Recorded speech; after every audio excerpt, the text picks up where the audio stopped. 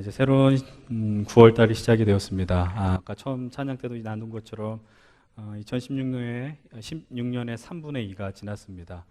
여름 휴가철 이제 지나고 좀 선선해지는 이때 이제 본격적으로 이제 모든 부분에 있어서 하반기가 펼쳐지고 있습니다. 이제 교회도 마찬가지고 우리 청년 부도 이제 새로운 사역들이 이제 시작이 되려고 합니다.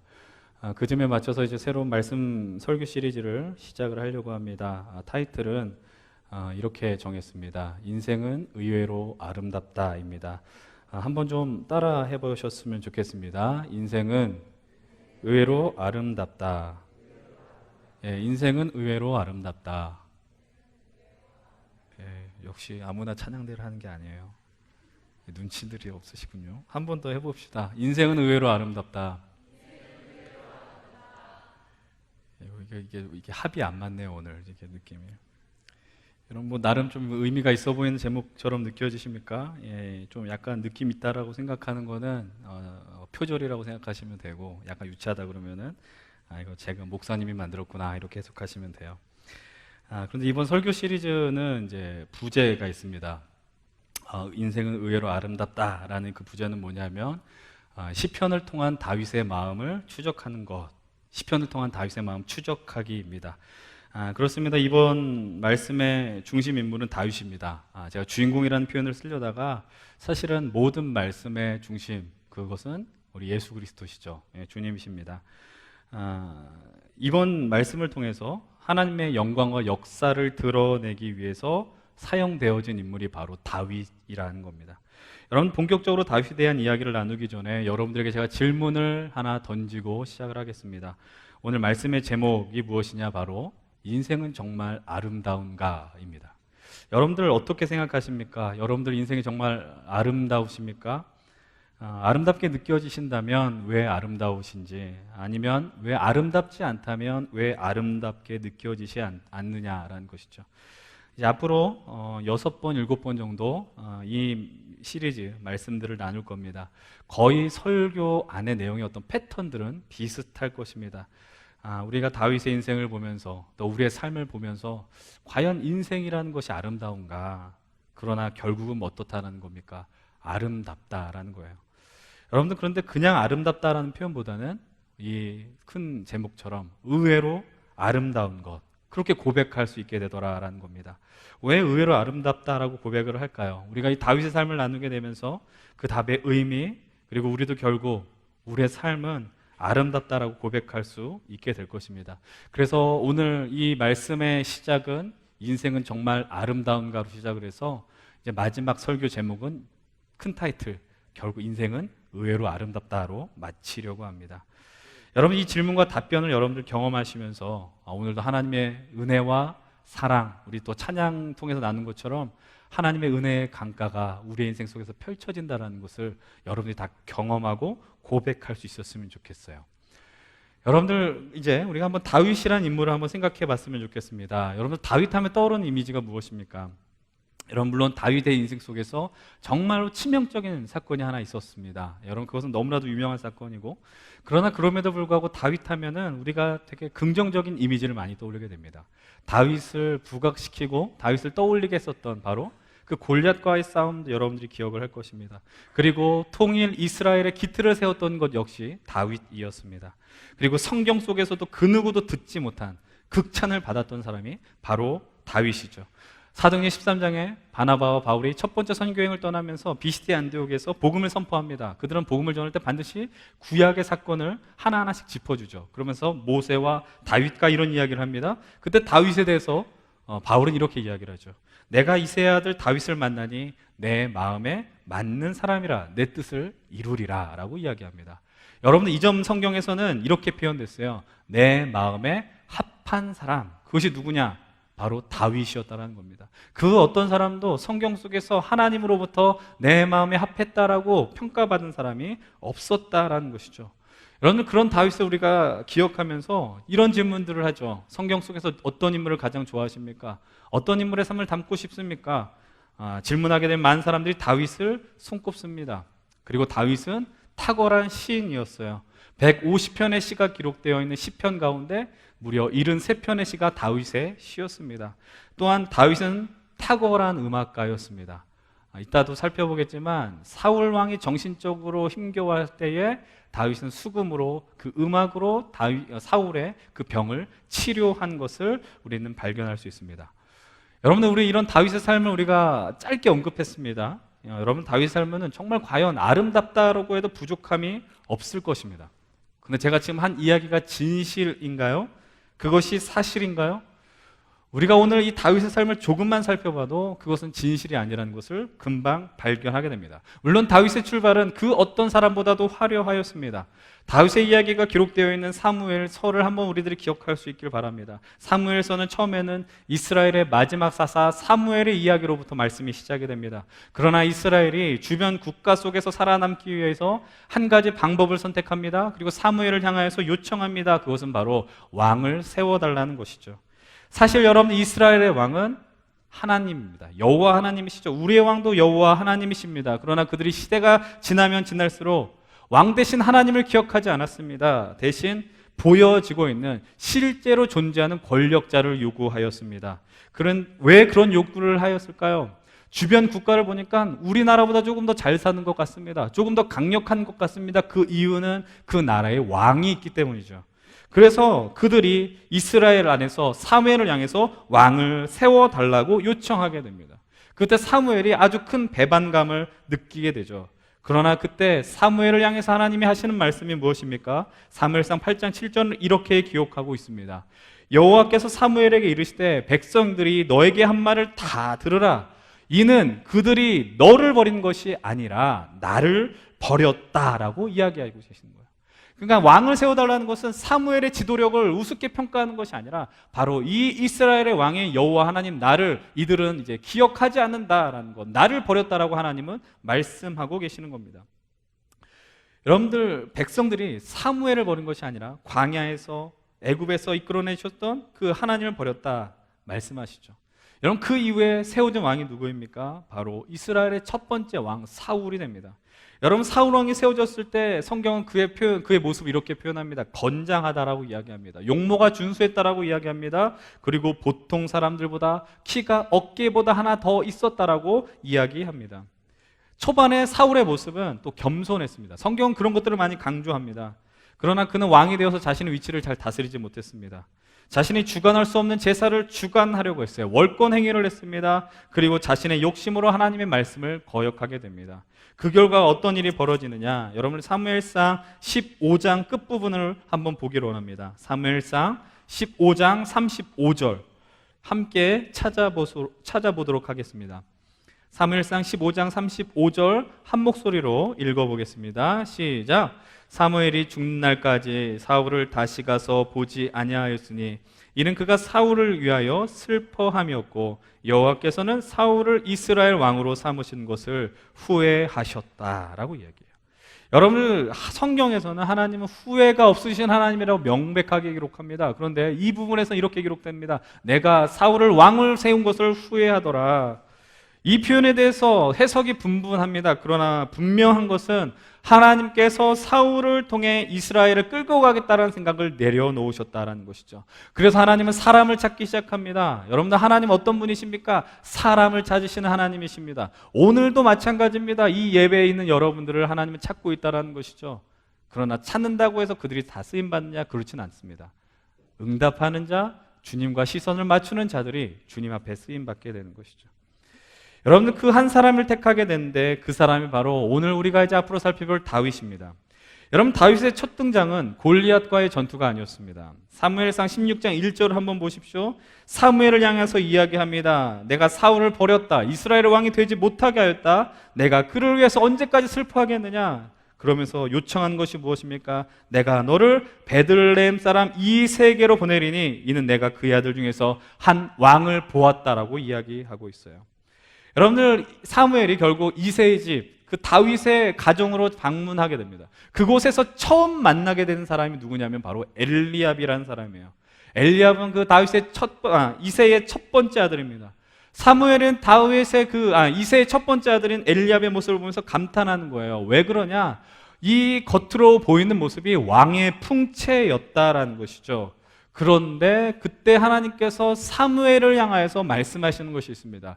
그것이 그토록 유명한 7절의 말씀이죠. 한 목소리로 7절의 말씀을 보겠습니다. 시작. 여호와께서 사무엘에게 이르시되 그의 용모와 키를 보지 말라. 내가 이미 그를 버렸노라. 내가 보는 것은 사람과 같지 아니하니 사람 외모를 보거니와 나 여호와는 중심을 본다. 여러분들 이 말이 이 배경에서 나왔다는 거예요. 사무엘을 향해서 겉모습으로 이 이스라엘의 지도자, 나의 선택할 사람을 고르지 말라라는 것입니다. 중심을 보라고 이야기를 하는 것이죠. 이제 16장의 상황보다 다윗을 이제는 우리들에게 이 땅에게 가장 어필하게 한 사건이 17장에 등장하게 됩니다. 그것이 바로 무엇이냐? 바로 골리앗과의 싸움이죠. 거기서 다윗은 승리합니다. 여러분들 아시는 것처럼 아무도 이 싸움에 나서지 않았습니다. 골리앗은 장수였습니다. 그리고 거인이었습니다. 골리앗이 움직일 때마다 사람들은 공포에 떨었어요. 그런데 그때 정말 아무것도 아닌, 제가 표현한 그대로 정말 아무것도 아닌 목동에 지나지 않았던 다윗이 건방질 정도로 다윗을 향해서 나오게 됩니다. 여러분 그때 어떤 일이 벌어지는 겁니까? 다윗이 이기는 거예요. 다윗 골리앗과의 싸움에서 이겼습니다. 이제 다윗은 하루아침에 이스라엘의 스타가 되었어요. 정말 모든 이스라엘을 뒤집어 놓을 만한 위대한 인물이 되었다는 겁니다. 이때 다윗이 얼마나 얼떨떨했겠습니까? 다윗이 움직였던 이유는요, 내가 저 사람을 무찔러서 내가 명예를 떨쳐보겠다라는 것이 아닙니다. 나의 하나님 여호와를 저자가 모욕했다라는 것이죠. 그런데 그냥 그 전투에 그런 자세로 임했을 뿐인데 사람들은 열광하기 시작합니다. 그리고 이제 그 이후의 행보를 우리가 오늘 선택한 본문 가운데서 발견할 수 있게 되는 것이죠. 오늘 본문 5절을 한번 보십시오. 18장 5절입니다. 18장 5절의 말씀 한 목소리로 좀 읽어봤으면 좋겠어요. 시작. 다윗은 사울이 보내는 곳마다 가서 지혜롭게 행하매 사울이 그를 군대의 장으로 삼았더니 온 백성이 합당히 여겼고 사울의 신하들도 합당히 여겼더라. 이제 다윗이 목동에서 양을 치는 목동에서 전투를 이끌어간 이스라엘 군대 지휘관이 되었다는 걸 성경은 이야기하고 있어요. 근데 뭐라고 이야기합니까? 가는 곳마다 이스라엘이 대승을 거둡니다. 사울이 그를 리더로 세운 것을 그 누구도 토를 달지 않습니다. 모든 백성들이 합당히 여겼고 심지어 사울의 신하들도 다 합당히 여겼다고 성경은 이야기합니다. 쉽게 이야기하면 다윗은 거칠 것이 없습니다. 정말 행복하고 아름다운 인생이었어요. 즐겁다, 아름답다 외쳐도 부족함이 없는 상태이죠. 그런데 그런 상황 속에 있는 다윗의 삶을 급변시키는, 아예 전복시켜버리는 내용이 이제 바로 그 다음의 내용에 담겨 있다는 것입니다. 우리 함께 6절의 말씀도 읽어봤으면 좋겠습니다. 6절, 7절까지의 말씀 함께 읽겠습니다. 시작. 무리가 돌아올 때에 곧 다윗이 블레셋 사람을 죽이고 돌아올 때에 여인들이 이스라엘 모든 성읍에서 나와서 노래하며 춤추며 소고와 경세를 가지고 왕 사울을 환영하는데 여인들이 뛰놀며 노래하여 이르되 사울이 죽인 자는 천천히요 다윗은 만만이로다 한지라. 여러분 다윗이 전쟁에서 승리했습니다. 고대에서는 전쟁에서 승리한 사람들이 돌아올 때에 여인들이 그것을 환영하고 춤추는 예식을 갖죠. 그때 돌아오는 사울과 다윗을 환영하는데 이 다윗의 행복하고 아름다운 시절을 산산조각 내는 외침이 어떤 외침입니까? 사울이 죽인 자는 천천히고 다윗이 죽인 자는 만만이라는 거예요. 여러분 원래 이 말은 어떻게 표현되어야 됩니까? 다윗이 죽인 자는 천천히요 사울이 죽인 자는 만만이다라고 이야기해야 되는 거예요. 왜냐하면 현재 권력은 분명 사울이기 때문입니다. 그래서 사람들의 마음속에는 지금 누가 있는 거예요? 다윗이 있는 거예요. 다윗의 인기는 하늘을 찌르고 있어요. 이제 누가 봐도 다윗은 미래의 권력입니다.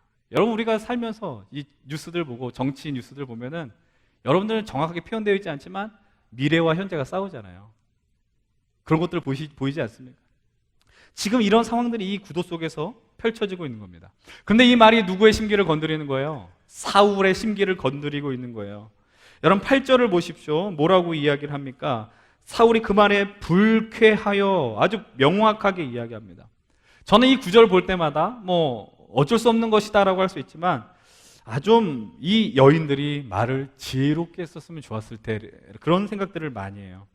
제가 지금 하는 말이 뭐 어떤 여성들을 폄훼하거나 이런 이야기는 절대로 아닙니다.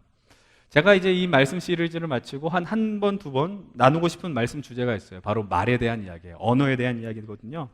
여러분들 우리나라 속담에도 말 한마디에 천냥빚을 갚는다라는 표현이 있어요. 또 아다르고 어다르다는 말이 있습니다. 성경에도 혀에 대한, 말에 대한 이야기들은 너무나도 많이 나와 있습니다. 이런 말이라는 것은 때와 장소, 그리고 말을 포장하는 어떤 상황들이 참으로 중요하죠. 근데 우리가 살아가는 시대는 어떻습니까? 그런 것들이 많이 희박해졌어요. 솔직한 것이 멋있습니다. 이렇게 직설적인 것이 멋입니다라고 이야기합니다. 솔직한 것 중요하고요. 직설적인 것도 좋은데 상대를 향한 배려들이 사라지고 있는 겁니다. 또 상황에 맞지 않는 이야기들로 인해서 분위기를 힘들게 한 사람들이 너무나도 많아지고 있습니다. 여러분, 오늘 이 말씀도요, 다윗의 삶을 송두리째 바꿔버리는 말이 되는 거예요. 이런 상황 속에서 여러분들 분노하지 않을 사람이 과연 있을까요? 여러분들은 마음이 넓어서 내가 만약에 사울이라면, 여러분들이 사울이라면 그래, 다윗이 더 커야지, 다윗은 미래의 권력이니까 내가 키워줘야지, 이런 반응을 할까요? 여러분, 그것은 거짓말입니다. 여러분들 질투하시기는 여자들만의 전유물일까요? 절대로 그렇지 않습니다. 이 권력이라는 이름 안에서 남자들이 자존심도 내던져 버립니다. 여러분, 드라마들 보면은 남자들이 이 권력 앞에서 얼마나 많이 비겁해지고 또 사람들을 향해서 이렇게 얼굴들이 변하는 것들을 많이 보게 됩니까? 여러분들, 근데 이 말이요, 다윗의 인생만 깨트려 버린 것이 아닙니다. 사울의 인생까지도 깨트려 버리는 것이죠. 본문 9절을 보십시오. 함께 읽어봅니다. 시작. 그날 후로 사울이 다윗을 주목하였더라. 어차피 결론의 이야기를 반복하겠지만 이 본문 통해서 사울과 다윗 모두의 인생이 뒤집어져 버립니다. 깨져버립니다. 그러나 결론은 다르죠. 한 인생은 완전히 망가져 버립니다. 그리고 한 인생은 아름다워 보이지 않지만 결국 아름다운 인생을 경험하게 됩니다. 왜 그렇게 되는 것일까요? 왜 이렇게 되는 것입니까? 사울이, 여기에 답이 있는 겁니다. 사울이 누구를 주목했다라고 이야기하고 있어요? 다윗을 주목했다. 여러분, 이제 앞으로 사울의 인생 속에서 다윗은 늘 마음속에 불편한 가시였습니다. 사울은 다윗의 모습을 보면서 늘 마음이 어렵습니다. 승승장구하는 모습들, 다윗이 사람들의 마음을 얻으며 나아가는 것들, 오늘 본문에서 사울의 심정을 반복해서 표현하지 않습니까? 내가 다윗 때문에 두렵다라고 이야기하는 겁니다. 이제 10절 이후의 내용은 무엇이냐? 그날 이후로 사울은 정신질환에 아주 심각하게 걸리게 되는 겁니다.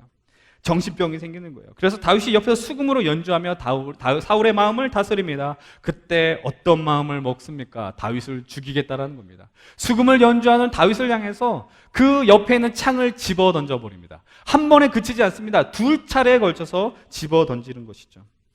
여러분들, 그 순간을 보면서 다윗은 죽음의 위기를 경험하게 되는 거예요.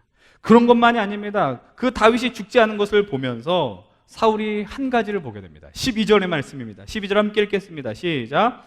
여호와께서 사울을 떠나 다윗과 함께 계심으로 사울이 그를 두려워한지라. 여호와께서 사울을 떠났고 대신 누구와 함께 있습니까? 다윗과 함께 있다라고 성경은 말합니다. 다윗과 함께 있다라는 것을 사울이 두려워하는 것이죠. 여러분들, 사람은 엄청나게 영적인 존재예요. 예민한 존재예요. 여러분의 영적 상태를 누가 가장 먼저 파악할까요? 여러분들 자신이 파악하는 거예요. 이 믿음의 길을 가면서 내가 하나님과의 관계에 문제가 있고 내가 부족하다는 걸 느끼는 것은 남들이 먼저 지적하기 전에 우리들이 먼저 깨닫습니다. 그러나 우리들은 안 보는 거죠. 외면하는 것이죠. 영적인 부분 가운데서. 근데 여러분들, 누군가를 향한 시기와 불평, 불만과 원망들, 그런 것들이 제어되지 않는데 이제 앞으로 사울의 눈에 다윗의 모습이 보이게 되면, 다윗의 이야기가 들리게 되면은 너무나도 고통스럽다는 거예요.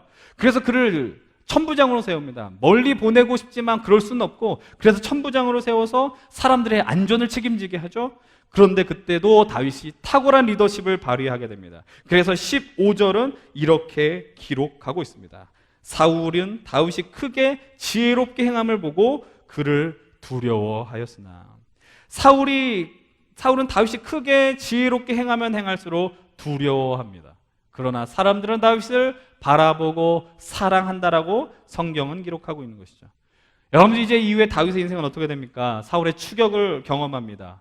여러분, 이제 앞으로 보게 되겠지만 도망칠 곳이 없습니다. 어딜 가든지 숨을 곳이 없게 되는 것이죠. 그래서 적국인 블레셋으로 들어가게 됩니다. 내가 골리앗을 죽였던 그 나라, 그 블레셋까지 들어가게 됩니다. 여러분, 다윗은 너무나도 유명했거든요. 그런데 사울은 쉽게 말하면 전국 수배령을 내린 거예요. 어딜 가나 도망칠 곳이 없어요. 다윗이 움직일 때마다 모든 일거수일투족이 사울에게 보고가 되는 겁니다. 이제 다윗은 이스라엘을 다스리는 왕이 되기까지 엄청난 수모와 모욕과 핍박을 당하게 되는 겁니다. 정말 화려했던 시작이 무색할 정도로 그는 인생의 바닥을 경험하게 됩니다. 이제 오늘 우리 청년들은 예배 후에 이제 소그룹 목장 모임을 갖게 될 때 여러분들 뭐 이런 거 해보셨을 거예요. 인생 그래프 그리는 거 해보셨습니까? 여러분 그것을 그릴 것입니다. 그래서 자신의 이야기를 한번 이야기해 보라고 하게 될 것입니다. 여러분 아마 다윗도 지금 이 상황 속에서 인생 그래프를 그렸다면 어떤 위치였을까요? 시작점은 정말 최고점이었을지 몰라요. 그냥 하늘을 뚫었을지 모릅니다. 그런데 지금 어떤 상황입니까? 이 다윗의 현재 그래프는 칸이 부족하다고 할 만큼 아래로 바닥으로 내려가게 있는 것이죠. 누가 봐도 다윗의 삶을 향하여서 아름답다라고 이야기할 수 없습니다. 여러분 다윗의 인생이 정말 아름답습니까? 아름답지 않아요. 이것뿐이 아닙니다. 다윗의 모습 가운데 우리가 기억하고 있는 거 처음에도 언급했지만 전쟁 기간 중에 자신의 부하의 아내를 성적으로 범하는 사건을 저지르죠. 다윗은 쉽게 이야기하면 성폭행범이 됩니다. 여러분들 그리고 그 이후에 더 악한 짓을 벌이게 되죠. 그리고 왕이 되어서 승승장구하는 것 같습니다. 그러나 훗날 자신들 자녀들이 서로 다툼을 벌이게 됩니다. 그리고 자기의 사랑했던 아들 압살롬부터 배신을 당하고 자신의 왕궁에 쫓겨나 졸지에 의도하지 않은 유배 생활을 경험하게 됩니다. 아무리 다윗의 삶을 바라보고 또 바라봐도 그의 삶을 향하여서 우리들은 아름답다라고 이야기할 수 없어요. 그런데도 많은 사람들은 대답합니다. 성경에서 누가 제일 좋아하는 인물이 누구십니까? 누구를 존경합니까? 다윗이라고 이야기합니다. 여러분 다윗의 삶을 따라가실 수 있으십니까? 인생의 황금기인 20대에 최고 권력자의 시선을 피해서 도망 다녀야 합니다. 그리고 자신이 이스라엘 가장 큰 왕이 되었을 때 현재 권력을 사용해 순간적인 정욕을 제어하지 못하고 평생 씻을 수 없는 실수를 저지르게 됩니다. 그것이 도화선이 돼서 자녀들 간에 암투가 벌어집니다. 그리고 자신이 가장 아꼈던 아들로부터 배신 당하게 됩니다. 여러분들 다윗의 삶을 따라가신다고요? 여러분들 그 삶을 따라가는 여러분들이 과연 어떻게 될까요? 분명 장담할 수 있는 것은 지금 현 시대를 살아가고 있는 사람이라면 분명 자살할 가능성이 99%가 넘을 것입니다. 제가 이 자살하는 것을 옹호하는 것이 아닙니다. 그만큼 다윗의 삶은 고통스럽습니다. 아름답지 않습니다. 그런데도 우리가 이 말씀의 주제를 인생은 의외로 아름답다라고 진실로 이야기할 수 있을까요? 정말 여러분들 인생은 아름답지 않은 것 같아요. 여러분들의 삶도 마찬가지 아닙니까? 어제 제가 청년 리더들과 모임을 가지면서 각자의 삶의 이야기를 나눴습니다. 인생의 그래프를 그려보라고 했습니다. 그래프 용지 그런데 타이틀을 이렇게 저는 정했습니다. 나의 아름다운 시절이라고 이야기했어요. 그리고 부제는 여호와는 나의 목자시니 내게 부족함이 없으리로다.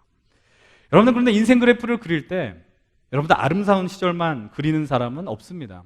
아니 미래를 그릴 때 아름다운 그 순간을 생각하면서 그리는 사람들은 많지만 과거를 돌아볼 때 어떨 때는 곡선이 올라갈 때도 있지만 내려갈 때도 있다는 것이죠. 그 어떤 사람도 계속해서 치솟고만 있는 인생은 아무도 없습니다. 청년들의 삶이 길지 않은 삶이죠. 저도 마찬가지지만 그러나 그 짧은 세월 속에서도 그래프를 그리라고 하면 나름의 굴곡들이 존재했습니다. 그런데 참으로 신기한 것은 아름다웠던 시절보다 아름답지 않았던 그 시절들의 이야기가 더 많았다라는 거예요. 그러면서 저는 이 그래프를 아름다운 시절이다라고 명명했습니다. 왜 그렇게 했을까요? 누구에게나 아픔과 고난의 시간이 담겨 있습니다. 내가 간직했던 이 행복의 시간들, 아름다움들이 산산조각 되어진 순간들이 존재합니다. 그런데 그 시간들이 제가 100%라고 이야기하지 않겠습니다. 그 당시에는 내가 100% 이게 산산조각 난 상황 같았는데 돌아보니까 지금 별로 안 아픈 거예요.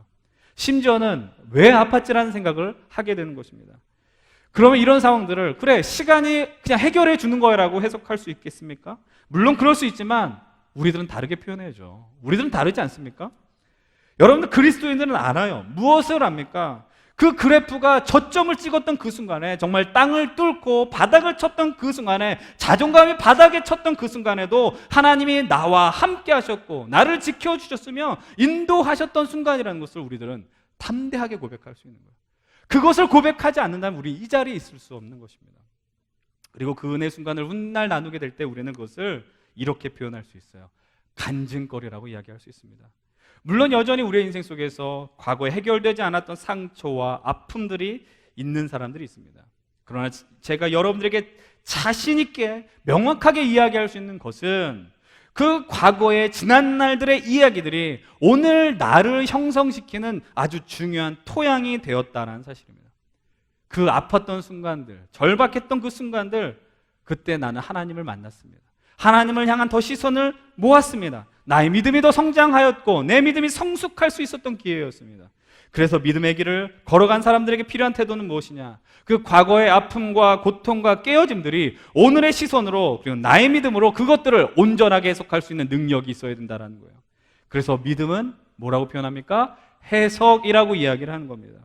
근데 이 시대를 살아가는 많은 사람들이 그 능력을 잃어버렸습니다. 믿음을 해석하지 않아요. 내 이 현실들을 해석하지 않아요. 주님의 관점으로 해석하지 않습니다.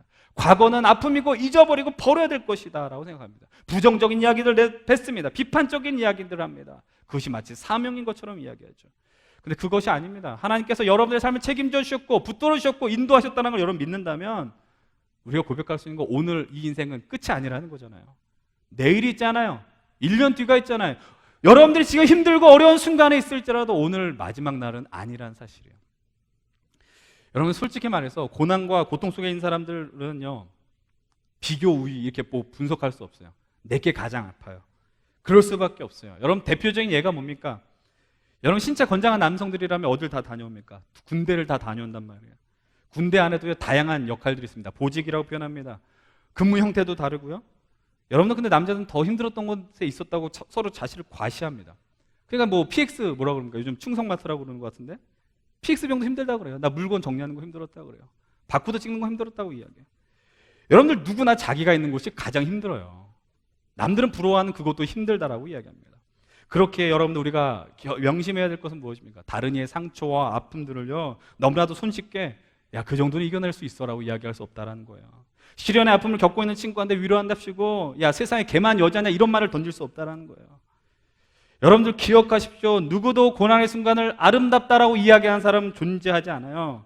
그런데 여러분들 폭풍우 가운데 돛 하나를 의지하여서 그 바다를 향해하는 사람들이 그 파도와 바람과 사투를 벌이며 어느 순간 어느 그 위치에 있을 때 내가 오늘 목적지에 도달한 것을 바라보게 되면서 깨닫는 것이 무엇입니까?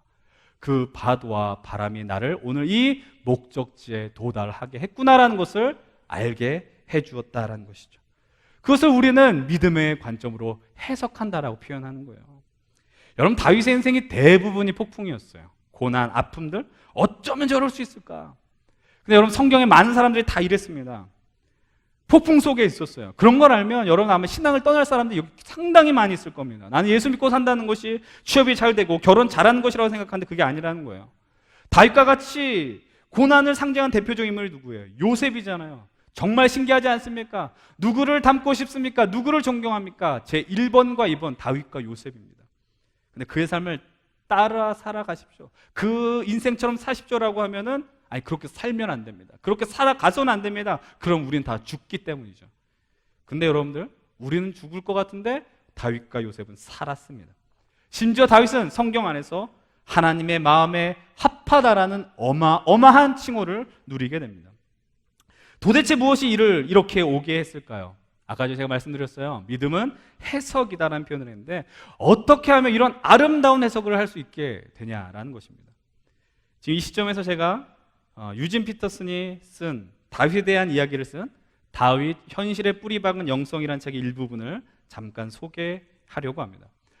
유진 피터슨이 아주 명확하게 분명하게 이야기를 합니다. 이렇게 이야기해요. 여기서 다윗 이야기는 우리가 그대로 따라야 할 도덕적 모범을 제시할 목적으로 쓰여진 것이 아니라는 점을 밝혀두어야겠다.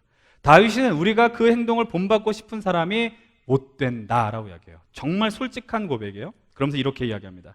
다윗과 함께 있으면 우리는 다윗만큼 잘할 수 없음을 알고 열등감을 느끼게 되는 일이 없다. 사실은 그 반대다. 다윗은 우리처럼 혹은 우리보다 더 나쁜 잘못을 저지르기도 한다. 여기까지 여러분들 동의가 되십니까? 동의가 돼야 돼요. 다윗 보면서 열등감을 느낄 필요가 없어요.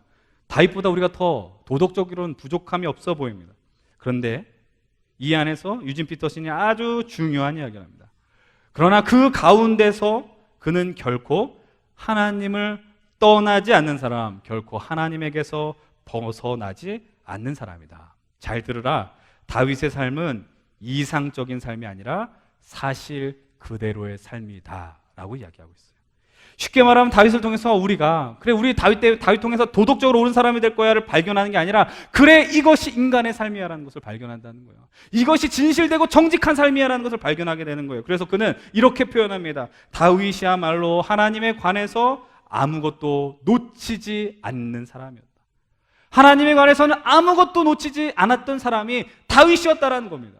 우리들이 다윗보다 도덕적으로 조금 나을지 모릅니다. 여러분들이 다윗처럼 성폭행을 저지르지 않았을런지 모릅니다. 그러나 다윗처럼 하나님을 놓치지 않는 그런 사람은 아마 아닐 거라는 거예요. 지금도 이 예배 자리에 있으면서 내가 하나님을 바라보지 못하고 주의 음성을 경험하지 못한 사람들이 지금 얼마나 많이 있냐라는 거예요. 다윗의 이 전혀 아름다울 수 없는 인생 속에서 우리는 그의 아름다움을 발견할 수 있는 말씀을 이제 앞으로 찾아보려고 합니다. 그것이 바로 시편의 말씀입니다. 이제 다음 주부터 우리는 사무엘서의 말씀과 시편의 말씀을 연결해서 은혜를 나누려고 합니다. 시편을 보면은 시편 위에 표제들이 있습니다. 그 내용을 설명하는 다윗의 시, 아삽이 쓰신 이런 식으로 표현되어 있는데 특별히 몇몇 시편들은 다윗의 인생 중에서 굵직한 사건들을 분명하게 명기해 준 시편들이 있습니다. 다윗이 미친 채 하다가 쓴 시, 다윗이 밧세바를 범한 후에 나단이 지적한 후에 쓴 시, 다윗이 굴에서 피신할 때 쓴 시, 이렇게 명확한 사건이 제시되어 있는 시편을 우리들은 선택해서 다윗의 그 정말 낮아지고 무너질 것 같은 그 인생 속에 하나님이 어떻게 역사하셨는가를 함께 추적해 보려고 합니다. 도저히 아름다울 수 없는 그 현실을 아름답게 살아가는 이 다윗의 적나라한 감정을 우리는 이제 앞으로 말씀 가운데 발견하려고 합니다. 이 말씀을 나누면서 우리의 말씀의 결론이 우리가 다윗처럼 삽시다라고 요청하기 위해서 설교하는 것이 아닙니다. 오늘 우리가 살아가는 현실 너무나도 아픕니다. 누가 돌아봐도 다 아프고요. 정말 사람들이 상처를 주기에 서로 상처 주는 어떤 대회를 하는 것처럼 보여지는 거예요. 여러분, 제가 목사라고 늘 은혜롭기만 할까요? 목회 여정들이 늘 순탄하기만 할까요?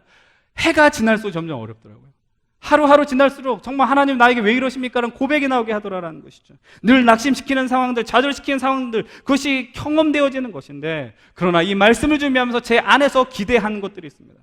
그것은 바로 오늘날 하나님께서 우리에게 살게 하신 이 현실, 이 우리의 삶이 가볍게 볼만한 것이 아니란 사실입니다. 나의 삶뿐만이 아니라 타인의 삶도 마찬가지예요. 요즘 많은 사람들이 쉽게 자신의 삶을 포기하고요, 죽습니다. 그리고 나를 나고자라고 쉽게 규정합니다. 때로는 반대로 우리와 다르고 우리와 성품이 다른 사람들을 부족해 보이면 쉽게 선을 그어서 그 사람을 대적합니다. 그리고 그 사람과의 선을 긋고 여기까지라고 이야기를 하죠. 그런 모습들이 세상에서 발견되는 게 아니에요. 이 믿음의 현실 속에서, 믿음의 이 공동체 안에서, 우리 교회 안에서, 청년 공동체 안에서 발견되어지는 겁니다. 1차적인 마음으로는, 인간적인 마음으로는 제발 안 그랬으면 좋겠어요.